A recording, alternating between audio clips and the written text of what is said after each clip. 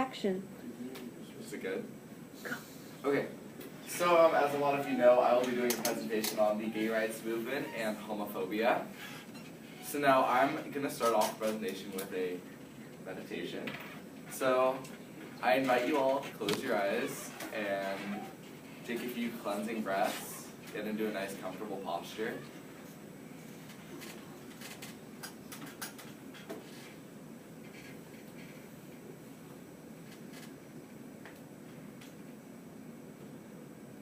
Now, I want you to imagine a world where you're growing up, everything is normal around you.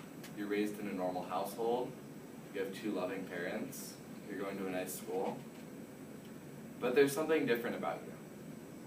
You can't explain what it is, but you know that it's there.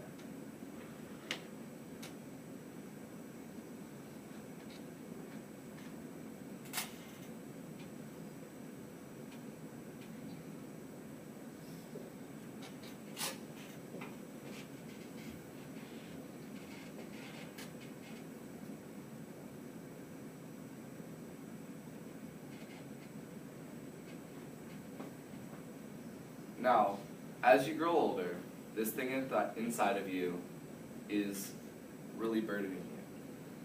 But you know if you let it out, that there's going to be a lot of turmoil behind it.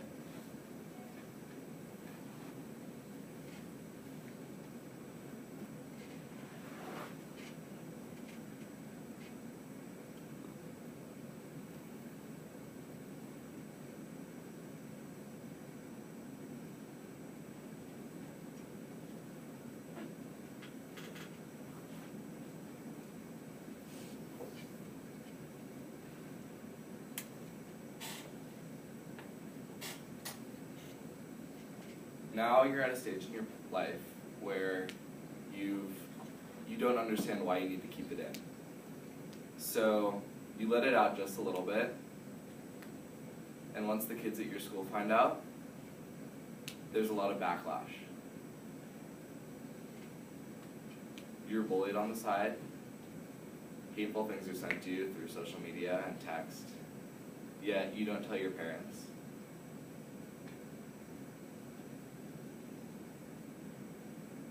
After a while of this, you start to believe that you're lesser than a human being.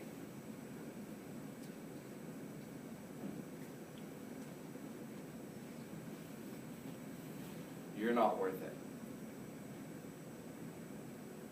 You had no control over who you are,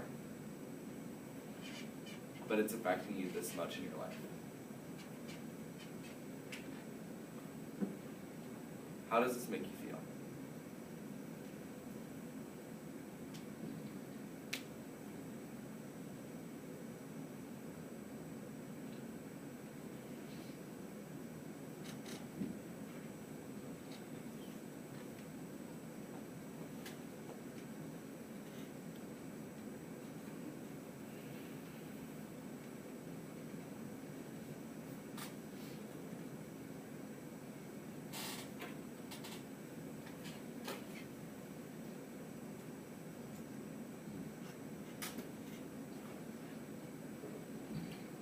These thoughts getting worse, you're thinking of taking your own life. What's the point of living on this earth anymore if people hate you for who you are? What keeps you going, if anything?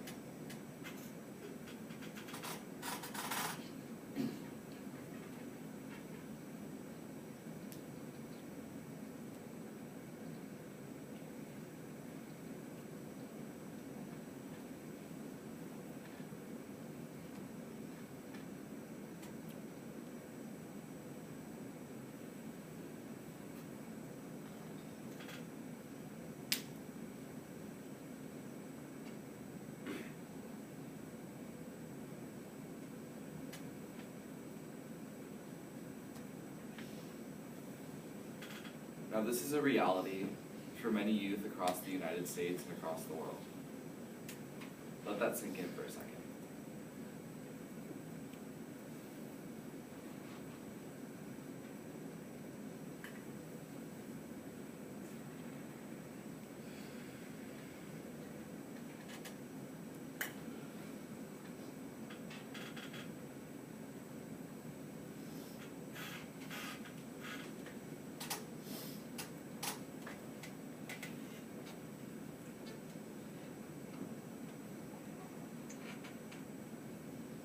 Now I invite you to open your eyes, take a nice breath, and come back to the class.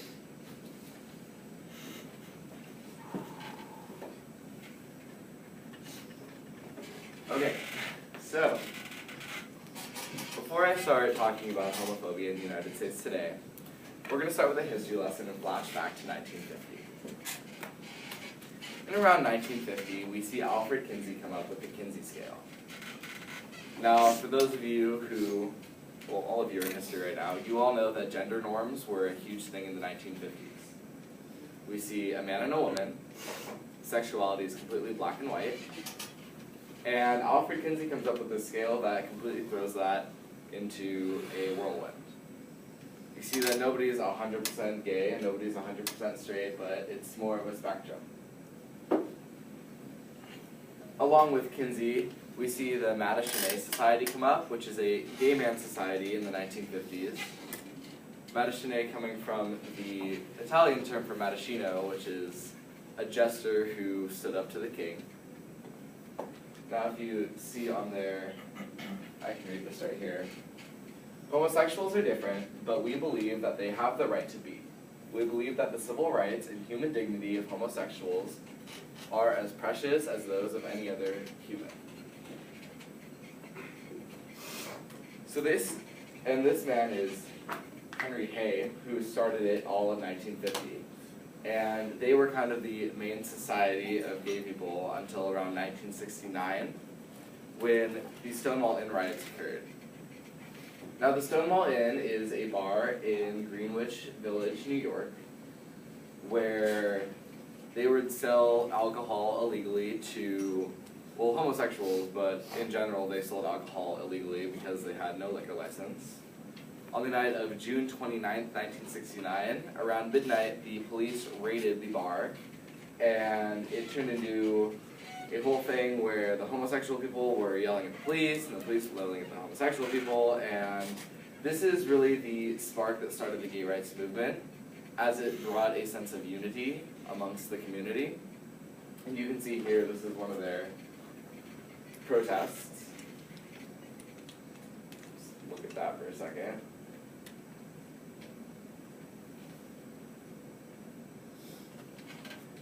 And now you flash forward today, and rights are still being denied, but we are moving forward. In 17 states, it is legal to get married to a person of the same sex, while it is legal to get married to your first cousin in 19 states. You can see how wrong that is.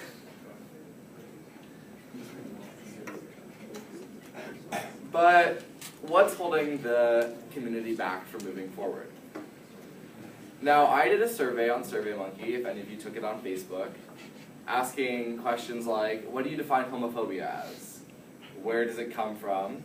When was the last time you heard a gay slur, such as that's so gay? And do you support the gay rights movement? Yes, or why not? Now, I got some really positive answers. Then I got a few not so positive ones. And I want to share some of my favorites with you. These are both from the same person. Now, this is the first one. Why do people use homophobic slurs? Are they directed towards the LGBT community? Do you use them? Why or why not? Now, you can read the answer. People use slurs such as faggot to demean gay people, and rightly so. I don't know why in the past 10 years so many people have gone soft / been corrupted, but I still think it's wrong and sick. No personal offense. Yes and no. Sometimes it's directed at the LGBT community. Other times it's just meant as a general insult. I sometimes use these slurs because it's important that gay people know they are lesser than straight people. They need to be put in their place before the gay agenda completely destroys all sense of morals and ethics in our society. Is this somebody that goes to school here? I'm not sure who took it because it was an anonymous survey, but I just want to let that sink in for a second. Why do you have these haters on your Facebook? And now here's the next question. Do you support the modern LGBT movement for equal treatment and marriage rights? If so, why? And if not, why not? It's a very big block of text. Summarizing it up, it is... Oh, yes. Just a side comment. You can track the IP address. It's a lot of work, given a lot of technology, and... Not do that, guys. Yes. So if you look at this is the whole text of why they do not support the gay rights movement. Basically saying that it is unnatural and their sex doesn't create babies. So it's obviously wrong, and at the end it states that they have a mental disorder and that they are sick. Yeah? Yeah. This is the same person. I'll give it a second. This is the same person that wrote the other one too. Yeah, so I'll let you guys read that for about another minute before we move on.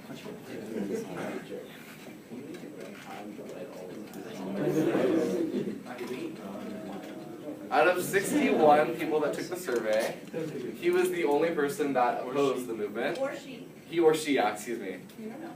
Yeah, you don't know? And now I want to show you a YouTube video. This was shown on... Oh, perfect. Wait, no, I have it right here. Ellen, are we watching Ellen? We are watching Ellen. So this is Ellen from a couple years ago, if you can tell by her hair. So, so there is a politician from, here, I'll just let her explain it in the video. Boy, here's another situation with, politicians, some of them. This is an elected official, and she is a state representative for Oklahoma. And she was speaking at a small gathering, and I guess somebody recorded this, and it ended up on YouTube, and she's talking about homosexuality here, and her name is Sally Kern, and this is what she was saying. Studies show that no society that has totally embraced homosexuality has lasted more than, a few decades. So it's the death knell in this country. I honestly think it's the biggest threat, even that our nation has, even more so than terrorism or Islam, which I think is a big threat. Because what's happening now? They're going after in schools 2-year-olds. You know why they're trying to get early childhood education? They want to get our young children into the government schools so they can indoctrinate them. I taught school for close to 20 years, and we're not teaching facts and knowledge anymore, folks. We're teaching indoctrination, okay? And they're going after our young children as young as 2 years of age to try to teach them that the homo. Sorry, cut off. But yeah, so there's an elected official who completely doesn't support the gay rights movement, and it's not even that she has legitimate reasons to. It's that she thinks they're worse than terrorism. Yes. Yeah. So now, all of this is homophobia. Here's the definition that was on your quiz today, if that was one of the terms. Thoughts, feelings, or actions based on fear, dislike, judgment, or hatred of gay men and lesbians, / of those who love and sexually desire those of the same sex. Now, there are 4 main types of homophobia. There's personal and interpersonal, as well as institutional and cultural. Personal is those beliefs that you've been taught throughout your life, such as they are sinful, immoral, or inferior. And these are people who try to demoralize the LGBT community, while interpersonal is just the dislike, fear, or hatred of them. And this can be seen through name-calling, through slurs such as "that's so gay," through verbal harassment, and through physical harassment. Now the other 2 are institutional, which institutional is coming from institutions such as the church, governments, business, and other organizations. And cultural is referring to how society views them. So, this was also on SurveyMonkey. This is words coming out of all the answers of where homophobia comes from. If you guys want to look at that, there's closed-mindedness, exposing, it like cut off certain phrases and it bugs me, but here's what I got. Brainwashing, hate, morals, pressures, religion, school, different, home, homosexuality is one of them, ignorance, church.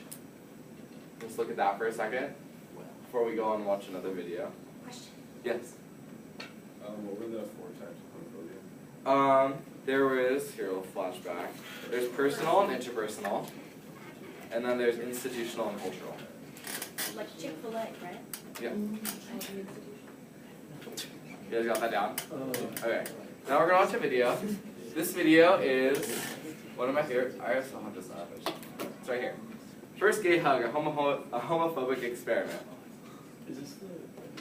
This is the one where they stick an anti-gay person in a room with a gay person and have them hug. This is just hugging. So.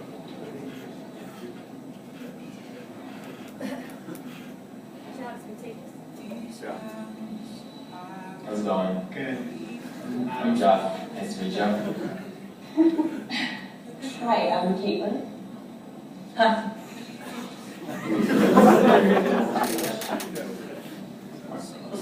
I just want you to notice what these anti-gay people say about it. This is Katie. Hi, nice to meet you. Why did you ever think it was a sin? Oh, because it says so in the Bible. So which one of you is gay? Right here. We were taught that it's wrong. We were taught that it was How are you kissing another guy? I don't get that. The same way you kissed another girl. Okay. Yeah. So, is he? I feel gay men have more sex than straight men. I don't know, I've been with my boyfriend for 10 years and I've never had sex with anybody else. Well, I played banjo. You? I'm not sure the response to that. That doesn't hurt. It doesn't hurt. No. I like your lipstick. I could do it as a gay friend. Don't go. If you didn't know, would you think I was gay? Yeah. You knew? Oh, yeah. Really? Of course. I mean, look at you. You're gorgeous. So, you wanna just go for it? Oh, fine. Yeah. Oh, yeah, there we go. Oh. It's okay, right? Oh.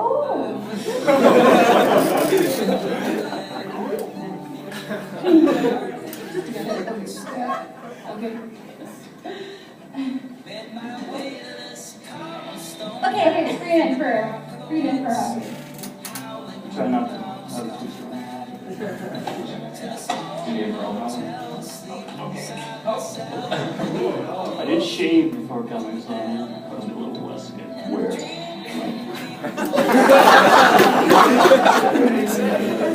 I shaved where? You're still normal, you're still normal. Same people, just hugging. What? You rock it like a superstar. Yeah, absolutely. You seem like a cool guy, just I think your whole sex thing's kind of gross.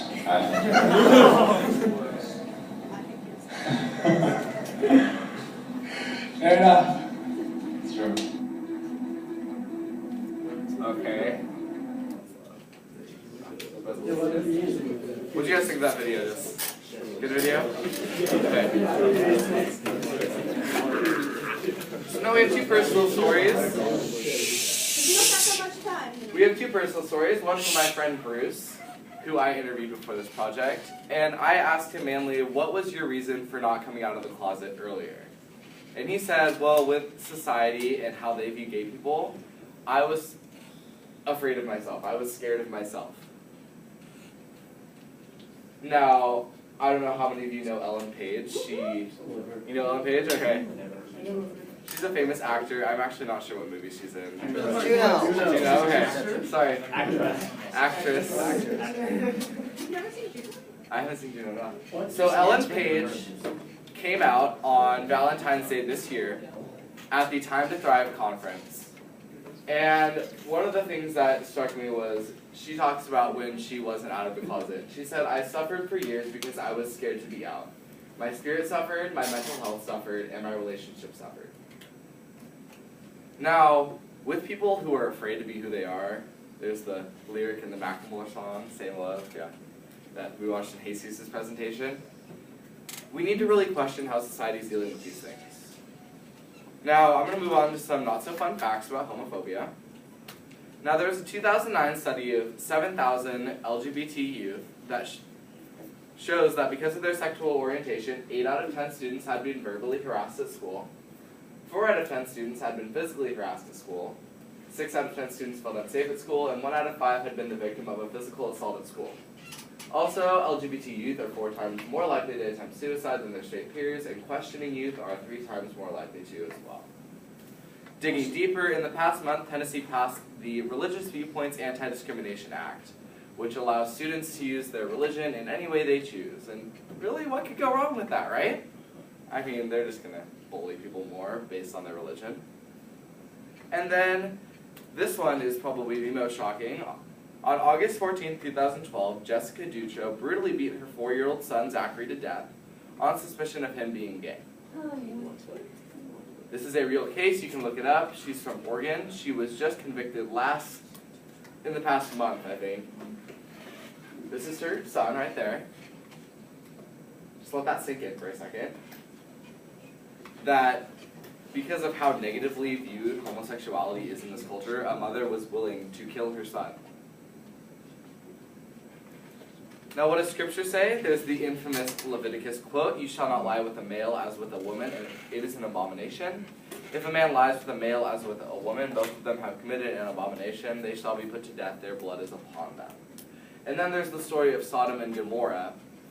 Who remembers that from Hebrew Scriptures so long ago? You know, the angels come to the town in disguise, and they see men lying with other men, women lying with other women. They see that the town is in a mess. And, you know, by the end, the town is completely destroyed. Now, what does TST say? There's 2 quotations. I don't want to read all of them, so you can read them really quick. Because we have, like...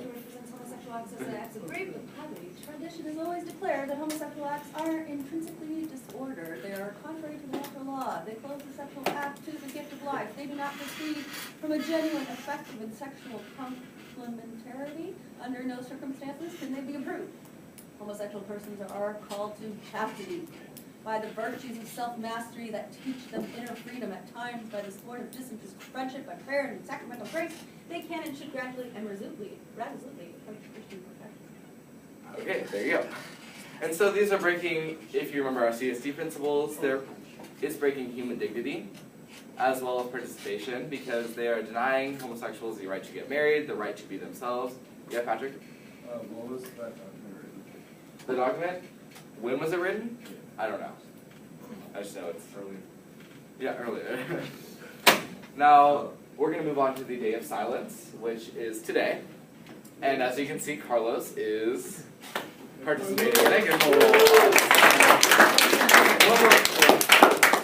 The Day of Silence was started in 1996 by the students of the University of Virginia. It is a day of being silent in order to end the silence that a lot of LGBT youth and adults are marked by every day. Yep. This day of silence is taken by students all across the country, and it is one of the largest student-led events in the country. Now I'd like to show you an amazing story of a photographer in New York who is working to promote, let's go back. Promote gay rights. That's not where it is, right? It's a 2-minute video, so,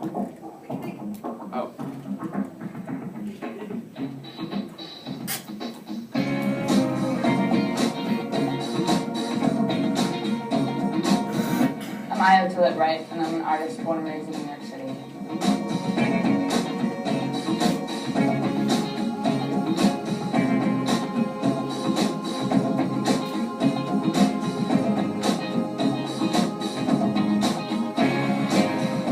Self-Evident Truth is a photographic record of LGBTQ America today. My aim is to take a simple portrait of anyone who's anything other than 100% straight or feels like they fall on the LGBTQ spectrum in any way. My goal is to show the humanity that exists in every one of us through the simplicity of a face. We hold these truths to be self-evident that all men are created equal. It's written in the Declaration of Independence. We are failing as a nation to uphold the morals upon which we were founded. There is no equality in the United States.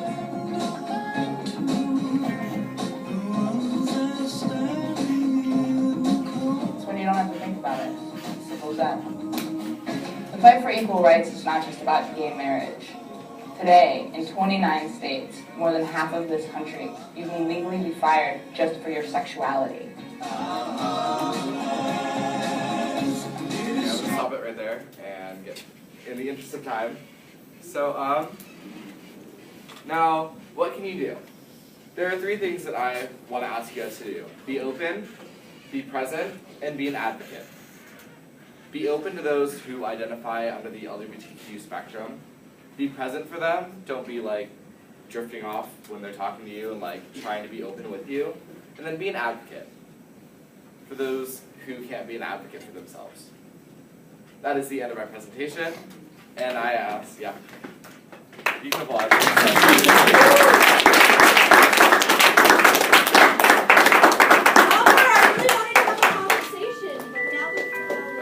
Well, now I ask you, just in honor of the Day of Silence, if you could leave the classroom in silence. Thank you.